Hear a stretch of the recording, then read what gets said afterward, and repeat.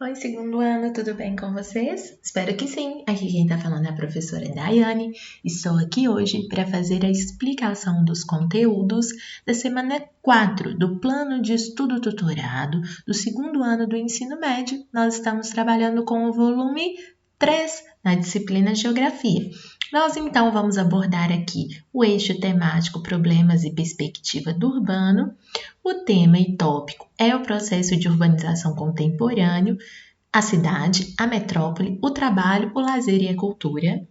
A habilidade a ser desenvolvida é compreender as práticas sociais especializadas na complexidade da vida na metrópole, nos países centrais e periféricos, analisar textos e imagens sobre os fenômenos da metropolização, fluxo de pessoas, serviços, especulação imobiliária e lazer. Conteúdos a serem trabalhados: processo de urbanização, espaço urbano, metrópoles, metropolização, áreas metropolitanas, megalópole não vai ser trabalhado, rede e hierarquia e conurbação. Pessoal, eu diria para vocês que esse conteúdo da semana 4 é, na verdade, uma revisão do PET 2, no qual nós trabalhamos de forma mais pormenorizada esses detalhes. Ok? Então, o tema da aula vai ser espacialidade urbana e a gente vai falar um pouquinho sobre o processo de urbanização. Acompanhe então a aula. Então, vamos lá. Espacialidade urbana, tema da aula de hoje. Primeiro tópico importante, urbanização. O que é? É um processo complexo, é um processo que pode ter características mais lentas ou mais rápidas, depende da realidade de cada país. Mas, no geral, a urbanização é o crescimento e expansão de algumas cidades. Como que a gente pode caracterizar o processo de urbanização, então? Ele caracteriza-se pelo aumento da população urbana e a diminuição da população rural, que vai aos poucos recebendo contingente populacional tão expressivo que a cidade vai apresentar uma estrutura organizacional que define e caracteriza o seu espaço. Então, gente, conclusão: a urbanização é o crescimento e a expansão das cidades. Ela tem como característica o aumento da população urbana e a diminuição da população rural.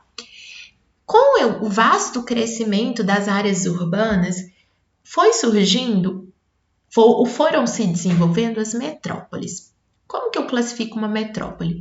É um organismo urbano que tem uma grande complexidade de funções, capaz de atender às necessidades da população urbana, tanto a nível nacional ou regional. Então, o que define uma metrópole é o fato de ela ter uma complexidade de funções, ela ter uma complexidade de serviços, ela possibilitar que as necessidades da população sejam atendidas. Exemplos de metrópoles são São Paulo, Tóquio, Nova York. É importante lembrar que muitas metrópoles, assim como as regiões metropolitanas, foram formadas a partir do processo de conurbação, que resulta do crescimento horizontal de duas ou mais cidades, que se unem e vão formando uma densa área urbanizada contínua. Então, imagine vocês que aqui é a área urbana da cidade A, aqui é a área urbana da cidade B.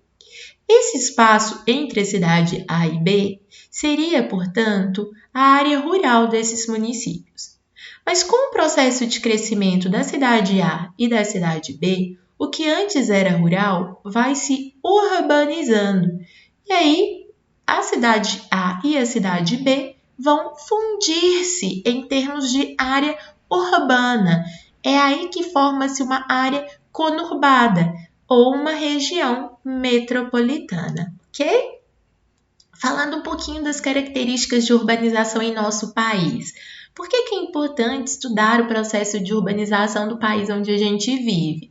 Porque quando a gente estuda a urbanização de onde a gente vive, a gente passa a compreender melhor os problemas urbanos atuais e, a partir disso, projetar políticas públicas capazes de solucionar ou minimizar os problemas. A urbanização no Brasil é considerada tardia, pois ocorreu vários séculos depois da urbanização dos países desenvolvidos. Só para vocês terem uma ideia, a nossa urbanização aconteceu na segunda metade do século XX, enquanto a da Inglaterra ocorreu ainda no século XVIII. O período de urbanização mais intenso na história do Brasil ocorreu na segunda metade do século XX. Outros dois conceitos importantes para quem estuda urbanização, e nós vimos no PET 2, mas é bom reforçar: a rede urbana e a hierarquia urbana. Rede urbana é o conjunto de todas as cidades que estão interligadas entre si.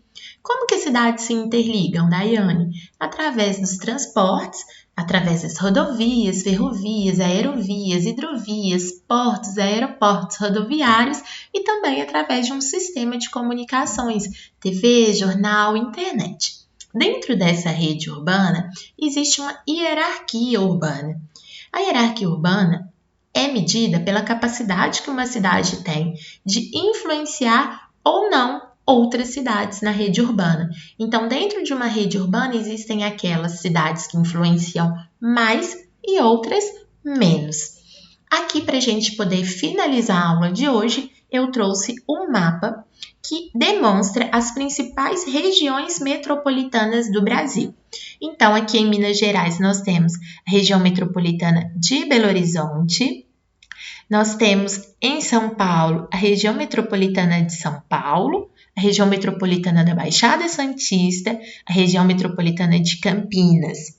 Nós temos a do Rio, nós temos no Paraná a de Londrina, a de Curitiba, a de Maringá. No Mato Grosso, nós temos a do Vale do Rio, Cuiabá. E nós temos outras. No norte, por exemplo, a região metropolitana de Manaus é bastante importante também.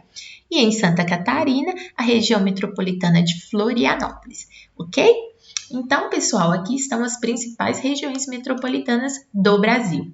E pensando nos nossos problemas urbanos principais, nós temos que lidar com o déficit ou falta de moradias, a favelização, que é o crescimento de áreas precárias com infraestrutura precária, a falta de saneamento básico, água tratada, coleta de lixo, esgoto e limpeza urbana, congestionamentos que causam a falta de mobilidade urbana, a poluição atmosférica, as ilhas de calor e as enchentes. Pessoal, nos vemos na próxima aula com a correção dos exercícios da semana 4. Um beijão, tá?